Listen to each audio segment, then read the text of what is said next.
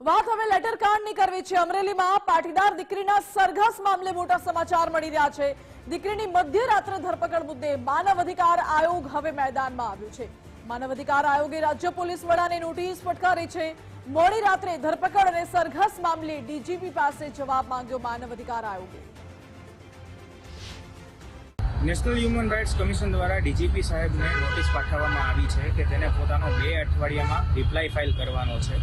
જે અમરેલીમાં લેટર કાંડ મુદ્દે મહિલા આરોપીની ધરપકડ મોડી રાતના કરી હતી અને શહેરમાં વરઘોડો કાઢ્યો હતો। તે બનાવને ધ્યાનમાં રાખી અને ડીજીપી સાહેબે 2 અઠવાડિયામાં નેશનલ હ્યુમન રાઇટ્સ કમિશનમાં પોતાનો જવાબ ફાઇલ કરવાનો છે। આ મુદ્દે અમારી સાથે કોંગ્રેસ નેતા પ્રતાપ દુધાત જોડાઈ ગયા છે। પ્રતાપભાઈ, સ્વાગત છે ગુજરાત ફર્સ્ટમાં। પ્રતાપભાઈ, કોંગ્રેસ સહિત આપ સતત લડત લડતા હતા પાયલ ગોટીને ન્યાય માટે। હવે જ્યારે માનવ અધિકાર આયોગ મેદાનમાં આવ્યો છે, ડીજીપીને નોટિસ ફટકારી છે, શું પ્રતિક્રિયા આપની?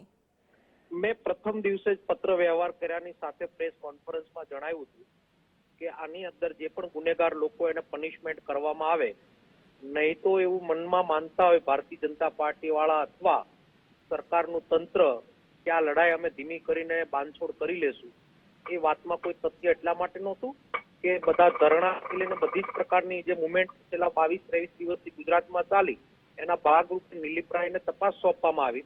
એના માટે અમે એક સમયની રાહ જોઈને બેઠા હતા।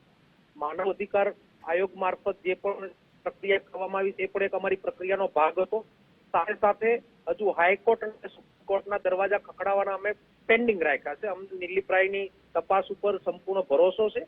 ડીજીપી અને ગૃહ ખાતા ઉપર ભરોસો એટલા માટે મૂકી રહ્યા છે કે તાત્કાલિક ધોરણે જો આમાં નિર્ણય લેવામાં નહીં આવે તો હજુ પણ એક લટકતી તલવાર તંત્ર ઉપર હાઈકોર્ટ અને સુપ્રીમ કોર્ટ સુધી જવાની છે। અને આની અંદર ડીજીપી જવાબ માંગ્યો છે કે કયા પ્રકારનો જવાબ કરે, બહુ હાઈ લેવલની વાત થઈ ગઈ। ત્યારે બેન પાયલને ન્યાય મળે, જ્યાં સુધી ન્યાય નહીં મળે ત્યાં સુધીની અમારી લડત ચાલુ રહેવાની। જી પ્રતાપભાઈ, આપે કહ્યું કે લડત ચાલુ રહેશે, પરંતુ એક સવાલ એ પણ છે કે શું હવે આપ સંતુષ્ટ છો? કારણ કે અગાઉ કોંગ્રેસની માંગ હતી કે નિર્લિપ્ત રાય તપાસ કરે, તો હવે નિર્લિપ્ત રાયને તપાસ સોંપવામાં આવી છે। માનવ અધિકાર આયોગ પણ મેદાનમાં આવ્યું છે, પોલીસ પણ અત્યારે એક્શનમાં છે, કમિટીની રચના કરવામાં આવી છે। ભૂતકાળમાં આશારામના પણ આવા ઘણા બધા કેસીસો પેન્ડિંગ હજુ પડ્યા છે। આવી ઘણી બધી પ્રક્રિયાઓ પેન્ડિંગ પડી છે। ત્યારે પ્રક્રિયાના ભાગરૂપે વાત મૂકી અને લોકોને લાલચમાં નાખી અથવા કરવા માટેનો જે પ્રયત્ન થતો હોય, પણ આ વાત પૂર્ણ થવાની નથી। તમે તપાસ કરી લીધી છે, ટૂંક સમયમાં જો એનો નિર્ણય નહીં લેવાય તો આ મંડાણ આના ફરીવાર લડતના ચાલુ થશે અને આ લડતના ભાગરૂપે અમે અત્યારના અધિકારીઓ પર અમને ભરોસો છે જે તપાસ કરે છે એના ઉપર। પ્રતાપભાઈ, આપ સતત કહી રહ્યા છો કે આપની લડત પાયલ ગોટીને ન્યાય માટેની ચાલુ જ રહેશે। લડતમાં હવે આગળનું પગલું શું હશે અને કેટલા સમયમાં? સમયની રાહ જોઈને બેઠા છીએ। અમારી કમિટી નારી સ્વાભિમાન મંચની કમિટી મળશે 1-2 દિવસની અંદર, 1-2 દિવસમાં અમે જાણકારી પ્રેસ સાથે આપશું। ઓકે પ્રતાપભાઈ, આભાર આપનો।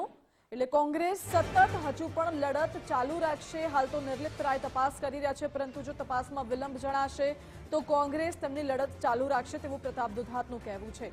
મહત્વનું છે કે માનવ અધિકાર આયોગે રાજ્ય પોલીસ વડાને નોટિસ ફટકારી 2 અઠવાડિયામાં જવાબ માંગ્યો છે અને ખુલાસો માંગ્યો છે।